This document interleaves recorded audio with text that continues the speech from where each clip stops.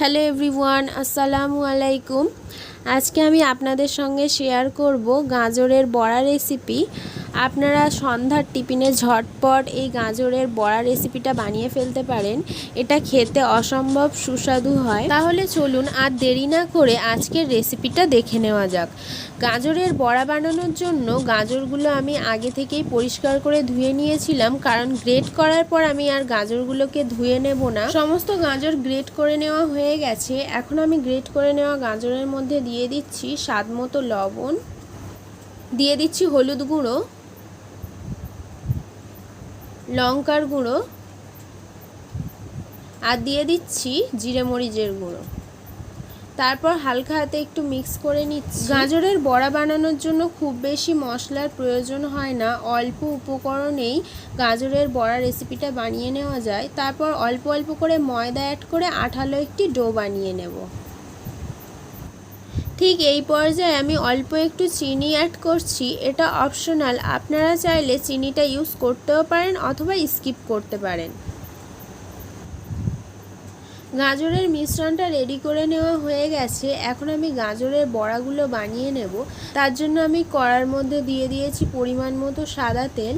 সাদা তেলটা একটু গরম হয়ে গেলে আমি গাজরের মিশ্রণটা চ্যাপটা শেপ করে একে একে গরম তেলের মধ্যে ছেড়ে দিচ্ছি।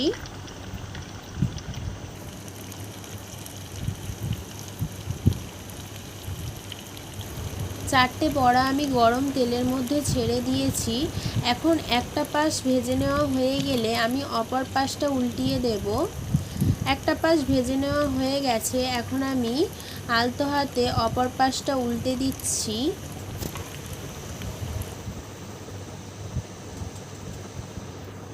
ভালোভাবে উল্টে পাল্টে গাজরের বড়াগুলো ভেজে নেওয়া হয়ে গেছে। এখন আমি একে একে গরম তেলের মধ্যে থেকে বড়াগুলো তুলে নিচ্ছি।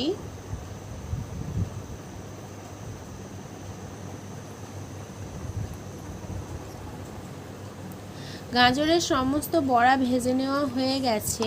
এখন আমি মুড়ি মাখা বানাবো। যেহেতু আমি সন্ধ্যার টিফিনের জন্য গাজরের বড়া বানিয়েছি, তো ভাবলাম মুড়ি মাখাটাও আপনাদের সঙ্গে শেয়ার করি।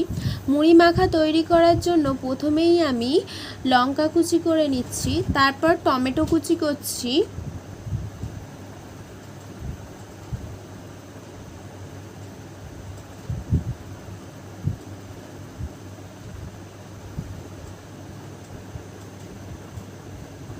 লঙ্কা কুচি আর টমেটো কুচি করে নেওয়ার পরে দিয়ে দিচ্ছি পেঁয়াজ কুচি, তারপর দিয়ে দিচ্ছি মুড়ি।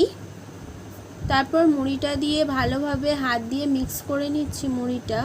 তারপর ওপর থেকে ছড়িয়ে দিচ্ছি অল্প একটু লবণ আর দিয়ে দিচ্ছি জিরে মরিচের গুঁড়ো। তারপরে দিয়ে দিচ্ছি